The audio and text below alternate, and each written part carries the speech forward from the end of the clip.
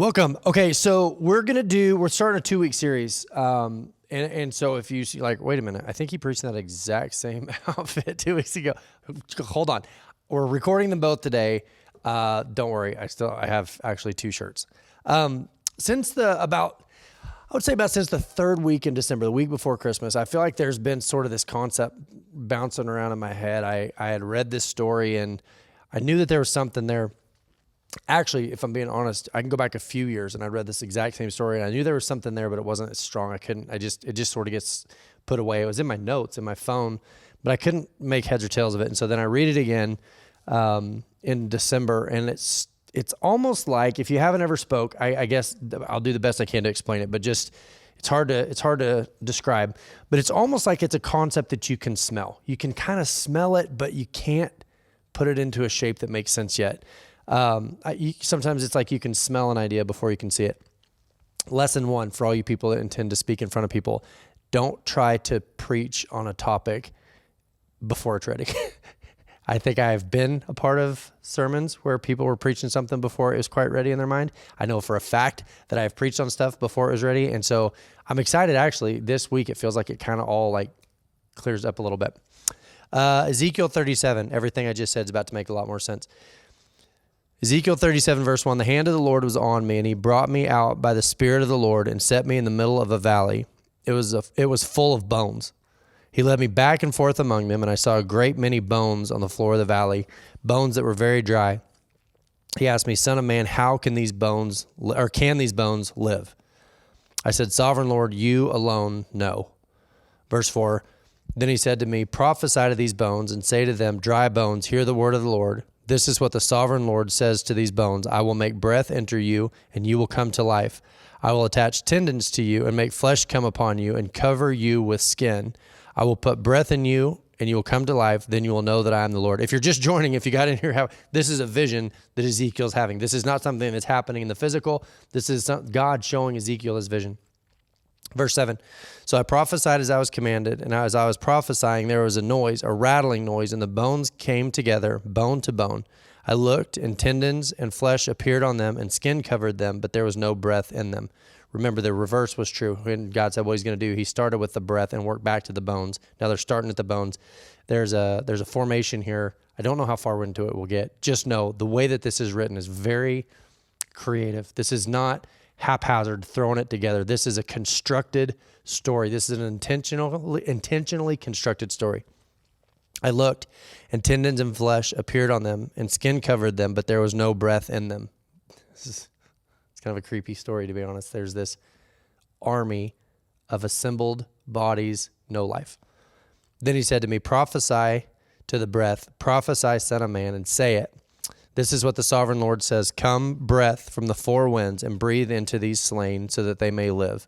So I prophesied as he commanded me, and breath entered them, and they came to life and stood up on their feet, a vast army. He goes on to talk about restoring Israel. Lesson 2, do not risk preaching the most Halloween story in the Bible if you're not ready. I knew I wanted to go through this story. I knew there was something there. And this is what's so interesting to me, is I think sometimes we get used to coming to church or we listen to a sermon. Monologues are hard. I struggle to keep my attention on one person talking, and so there's the challenge.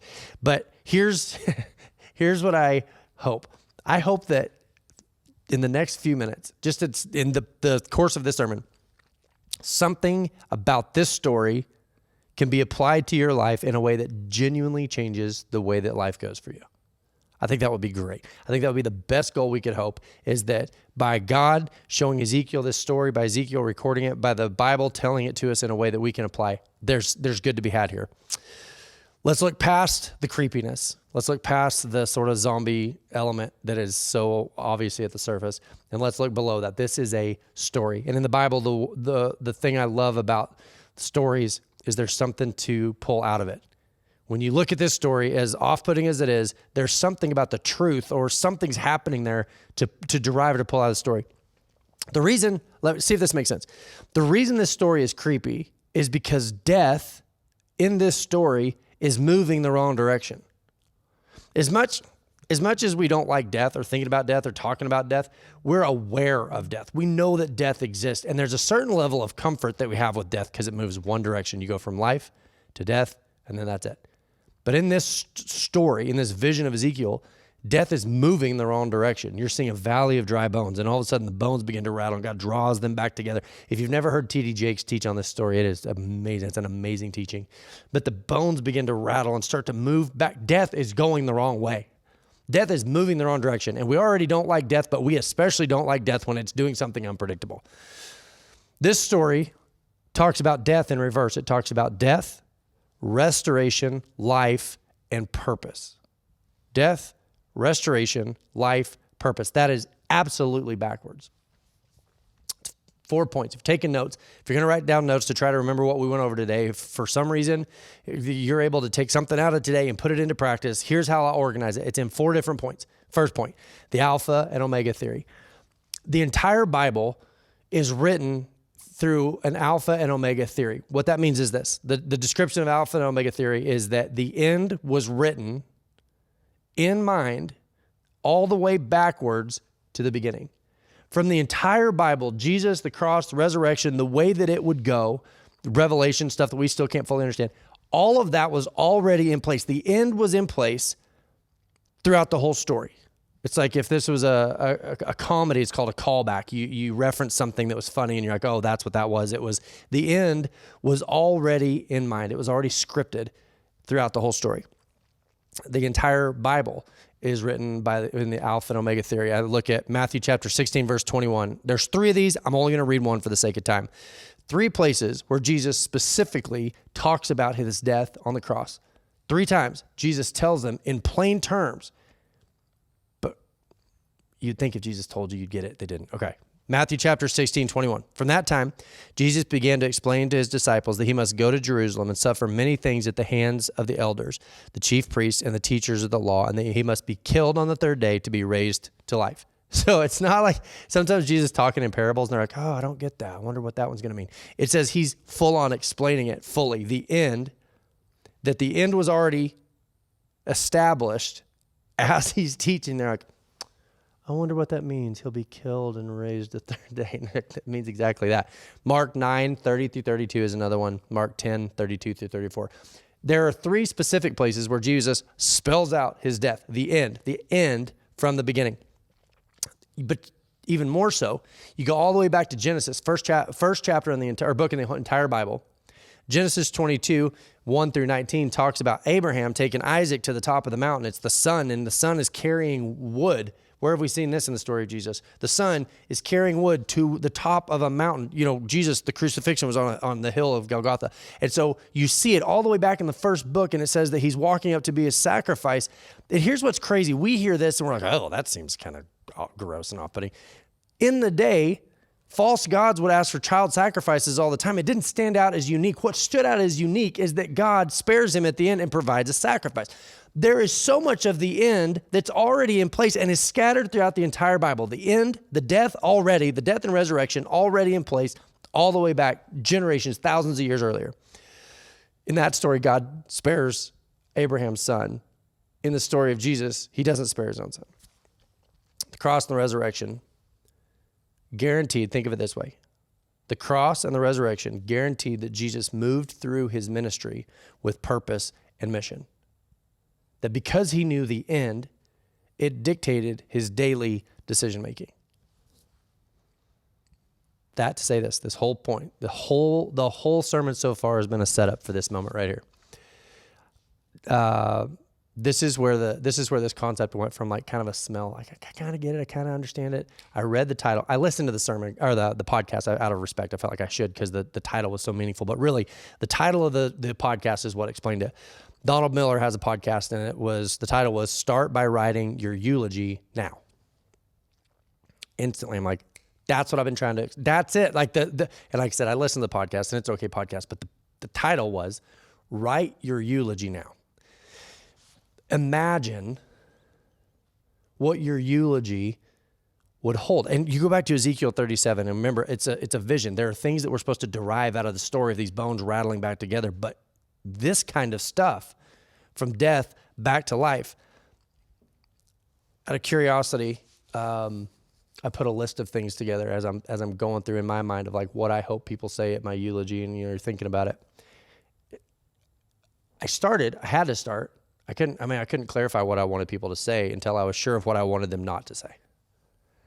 If you're going to sit down, you're going to write your own eulogy. If you're going to think about your life from the end back to the beginning, like we're aware of death, we know what's going to happen. And so if we were to sit down and really conceptualize what things do I want to be true about my life when it's over?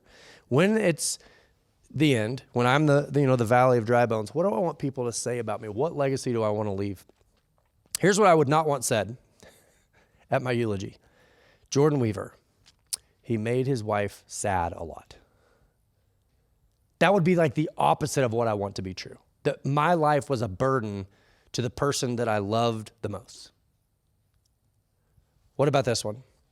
He's a good guy, but his kids didn't like him. He did a lot of good, or, he accomplished a lot, or man, he sure made a lot of money in his life. Whatever sort of goals you have. I mean, what if your kids don't like you? That's a giant monumental thing. Jordan Weaver, man, that guy was a bad friend. He's flaky, self-centered, hypocritical. I mean, pretty soon what happens, and I'm not saying I don't think backwards, I'm sure that I do, but when you start to conceptualize things that you don't want to be true, pretty soon you start feeling like that valley of dry bones. I think of Ezekiel in terms of like, once my life is over, it's almost like, mentally or spiritually, it's like you get to go to that day, the day of your funeral, and you get to almost walk through the valley of death of your own life and go, well, what do I want to be true in that moment? You don't get to fix anything at that moment. That's what's weird to me is every day I feel like I can fix that. I can make that better. I can improve on that. I can work on that. I can tinker with that. When you go to your own funeral in your own mind, if you start thinking of like the valley of dry bones in your own life, there's a finality to it that you can't fix. Like if you haven't fixed it by then, that's it. You don't get to correct anything at that point. You don't get to go back and change anything at that point. If you start there, what you realize is, I don't have the ability to change things at that point. Here's some things I didn't write. I actually Googled, like, what do you not say in a eulogy, just out of curiosity. And they're like, don't talk about past screw-ups. We don't want to talk about those. Don't talk about, like, character flaws, like some of the obvious ones. Here's some things that didn't make it. And I'm not even done. To be honest, I'm not even finished with mine. It's just such an interesting concept. I think there's so much value in looking at the story of bones being brought back to life, being breathed life. Like that is this. That to me is this. Here's some things that I didn't consider as I'm putting together what I want to be true of my life when it's over. Nothing about comparison. I've never been to a funeral where they go, he's a nice guy, but wasn't as nice as Bill. Oh, he's a good guy, but wasn't as good a guy as Jim. Like, you see what I mean? Like, comparison exists in my life on a daily basis. I struggle if I'm not careful with comparison. Am I doing this? Am I doing that? Am I better or worse? Comparison gets such a foothold in my daily life. But if I fast forward to my funeral, it doesn't get a foothold at all. So why am I giving comparison such a prevalent role in my life today if I don't want it to be present when it's over, right? Personal goals, future plans. There are things that once your life is over, don't make sense to focus on. For instance, Jordan, he really wanted to, build this thing, but now he's dead. Why would you even mention that? If I never got to it, if I never got to the thing, like future goals and planning and like accomplishment takes a big part of my life in my day-to-day life, serves no purpose in my funeral. I'm fine. I've just been talking a lot today. Verse 2, let's look at that again. It says, he led me back and forth among them, and I saw a great many bones on the floor of the valley, bones that were very dry. I think we're okay with the idea of things ending, but then we want separation from it. I mean, that's why we bury bodies. If something fails, then we walk away from it. If something's dead, we walk away from it. And it says that God is bringing Ezekiel back into death, and in death, asking him to consider life. It's a backwards approach. In this vision, you're like, God is bringing Ezekiel, almost reversing the timeline, like the timeline in reverse. Here's what I know. When you start considering life from the end backwards, you will instantly, if you're like me, you will instantly begin to face regret. There will instantly be things that like, oh man, I wish I would have done that differently. I wish I would have started this earlier. There's some things in parenting all of a sudden that I'm learning, like in this last year, that I'm going, oh, I wish I would have known that sooner. You will face regret when you start to recap, when you start to walk through the valley of what it's going to be like when your life is over, the legacy that you're going to leave, what it's going to be like when you're gone. You're going to have to work through regret. Here's the third point. Face death. There's no way around it. I know there's like, I don't want to think about it. I don't want to talk about it. But when you face death, you're given the opportunity to start writing your life. Third point, when you face your death and you realize it's inevitable, it's going to happen, it gives you the freedom to then start writing the story between now and then. You get to start reauthoring vision and purpose and direction and all the things that are important, but you got to consider the end in mind. Mark 16, verse 2, it says, very early on the first day of the week, just after sunrise, they were on their way to the tomb. They asked each other, who will roll the stone away from the entrance of the tomb? You're like, okay, I know this story. I've heard this story before. But when they looked up, they saw that the stone, which was very large, had been rolled away. As they entered the tomb, they saw a young man dressed in a white robe sitting on the right side, and they were alarmed. Why? Because when death happens, that's it. We are not used to the concept of death to restoration. We think of death as being the final, that's the end. We think of death. The reason we don't like thinking about death is because there's nothing past that. It's like death, the end, right? They go to see Jesus. Jesus had told them death, resurrection, and they hadn't grasped it, that death was the end. Don't be alarmed. He said, you're looking for Jesus, the Nazarene, who was crucified. He is risen. He is not here. See the place where they laid him. But go tell his disciples and Peter. There's a reason he says Peter. Why? Because Peter had already accepted. We're going to get to that next week. He is going ahead of you into Galilee.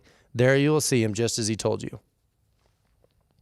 This is an interesting response. Because Jesus said, I'm going to die, I'm going to be raised again, I'm the Son of God, I'm going to bring forgiveness, I'm going to put life beyond death, I'm going to give you life beyond death, I'm going to let you think of death not as the end, but as a transition. And so when they hear that Jesus is raised from the dead, instead of going like, yes, we did it, he did it, we're great, we're good, listen to their reaction. Trembling and bewildered, the women went out and fled from the tomb. They said nothing to anyone because they were afraid. See, when you think about the vision of walking through the valley of dry bones and the bones starting to rattle and moving back into bodies and becoming this army and assembling, there is something very distressing. For being honest, there's something very distressing about the idea of interacting with death when death is moving the wrong direction. Jesus says, I'm going to be raised from the dead. It's going to prove that who I am, and it's going to be amazing, and I'm going to save all mankind. He does it, and they're like, oh. I love that in my life, the Bible doesn't end at the end.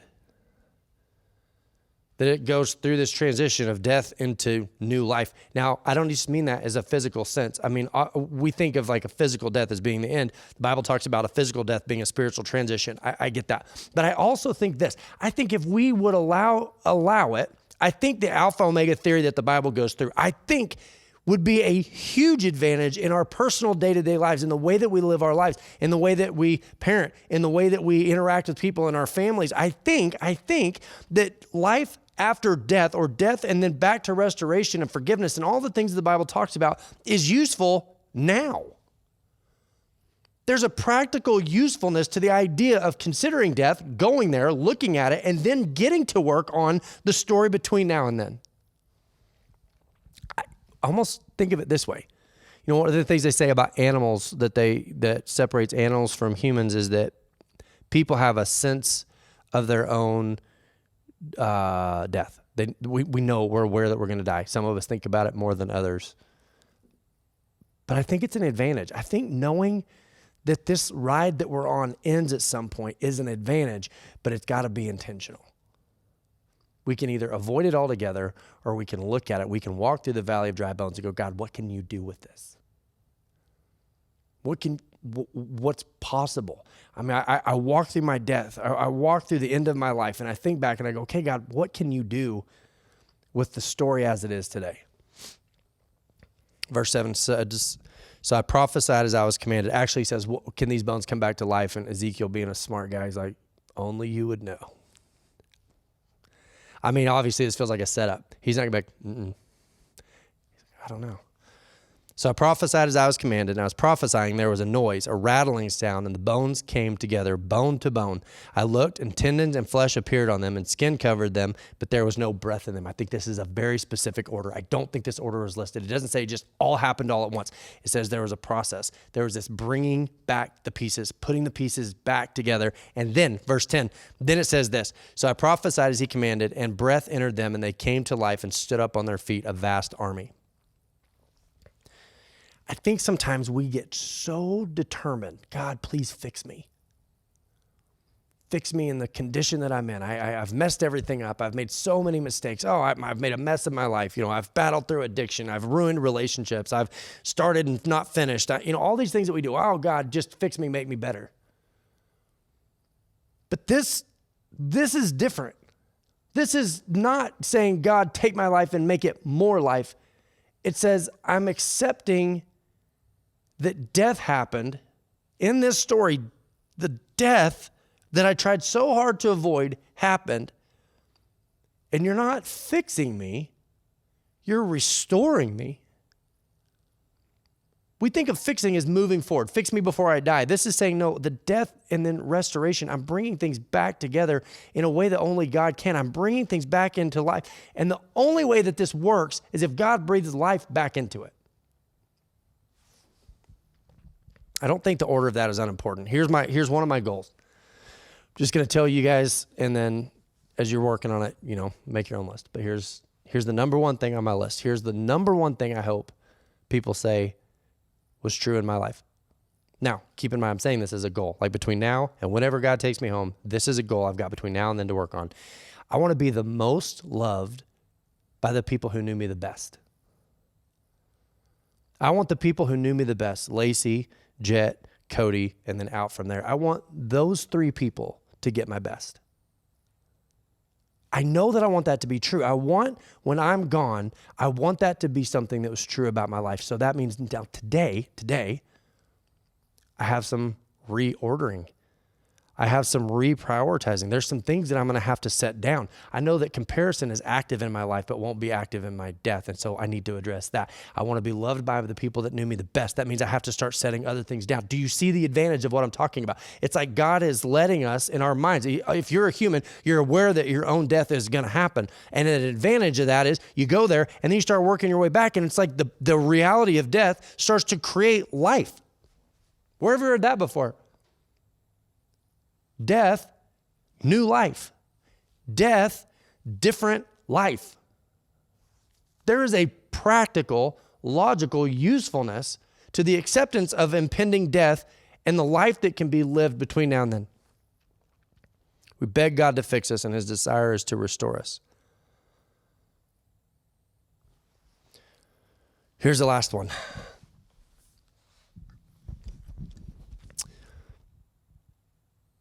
I listen to the story of death, restoration, life, and purpose, and I go, okay, well, how could that be true in my own life? How could I live in a way that reflects Ezekiel 37? Because the focus of Ezekiel 37 was not the death. It was the life on the other side of death. I think about my own life, and I think, okay, there are so many things I hold on to and I grasp trying to stay alive. And I don't mean in a physical sense. I mean the life that I would get myself into if I cling too tightly to things. I think about the cross, it's we've talked about this so much, but the intersection of mercy and justice, and that from that, because Jesus laid down his life, the death that happened and the resurrection, and that it's a million of those over and over and over again in my life, that I think of what life God's got for me. It starts with the acceptance of death. That there are going to be things in my life that I have to let die, but the focus is not the death. The focus is the life that gets brought back together on the backside of that. I was talking to my uncle last weekend. I was in Houston, and he said that, God gives us just these basic instructions. The Pharisees had turned it into 600 and something laws. You have to do this, you have to do this. And the best you could hope for is that you die. And they go, he was a good rule follower.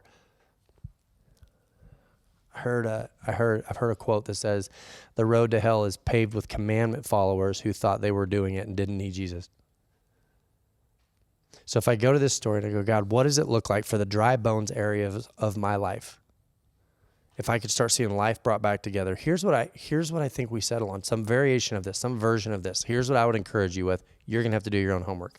This is a little bit of a different kind of a sermon because it has like sort of a how-to taste that I generally try to avoid, but just if on the day of my funeral, the people who knew me the best could say and mean that I love the Lord, that God was at work in my life and it was a visible change. Like you could see visible growth because I love the Lord. That's an achievement. That's something worth clinging to. The second thing is he loved people. Love the Lord your God with all your heart, with all your soul, with all your mind, with all your strength, soul and strength. I'm not quoting it exactly. Love your neighbor as yourself. There's two things in there. It means I'm supposed to love my neighbor. It also means I'm supposed to love myself. That is perfect balance. I think that that's the most perfect summation. If at the end of my life, somebody could say and mean, he loved the Lord and it was visible because he was constantly changing and looking more like Jesus. And secondly, he loved people, even at the expense of himself. If that's true, then I start working back and I go, in what ways does my life not reflect that today? In what ways could I be more intentional to say, if that's what I want to be true, am I spending time with the Lord or am I spending time in chaos and worry and panic and comparison and all these things that tend to creep in? Who's the most loved by the people who knew him the best? Am I giving them the best of my time? I can't tell you how many pastors I've known felt called on this mission. Got to build a church. I got to be in the ministry. I'm out here on a mission. I am saving souls. It's a great mission. It's well intended. And there's just this wake of broken, sad, wounded people that follow because they feel like that the mission of ministry outweighs the mission of people. And I'm almost, in a sense, I'm almost grateful to have seen that, because as I think about the end of my life, it gives me something to avoid. It gives me something to work against. I hope that helps explain a little bit of the season I'm in right now that says, hey, I want Shiloh to do well and I want to do a good job, but really my highest priority is I want to love the Lord. I want to love people, starting with the people that I'm closest to. If those things are true, I will see bones start coming back together in my life. I'll see restoration start coming back into my life. I'm going to see life start coming back into my life. It gives God the permission from me, the full permission to go, God, breathe life back into the things that matter and breathe death into the things that are unimportant. Kill the comparison. Kill the self-preservation that I'm so prone to. Kill the self-isolating. I have a list of priorities that get me closer to what I want it to look like in the end. I don't think there's anybody that couldn't benefit from the Alpha Omega, the same way that the Bible's written. I think in the same way that it's macro, it breaks down into the micro. That when we start to write our own eulogy, when we walk through the valley of dry bones and we consider that one day it's going to be over, what do we want to be true then? And we get to work on how to approach that and how to try to conceive that today. It's changing today based on looking at tomorrow. It's working from death back to restoration, to life, and to purpose. Ooh, don't you like this? This is as I continue to close, I closed my computer early. I should give everybody a false hope. I think every other outlet in the world that you look at says, we'll make your life better. We'll help make your life. Here's how you make your life better. Here's how to make things better. I love what Jesus says about accept the death. Whew. And from death, restoration and life. It's not the preserving of your own life. It's the surrender of your own life so that in the end, it looks more like love the Lord, love each other. Let's pray. Lord, if this is true, it means that death isn't a disqualifier. God, it means it's an advantage. We can consider that death in the long run could be an advantage if we use it to begin shaping our lives today. Selflessness, giving, purpose, God, that we put priority on the people that are closest to us.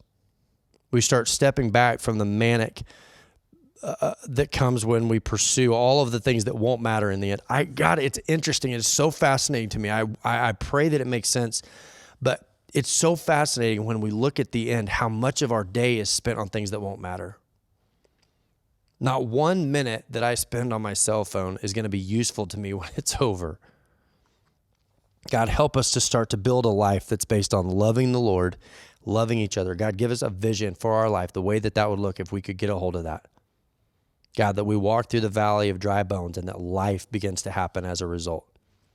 Pray in Jesus' name, amen.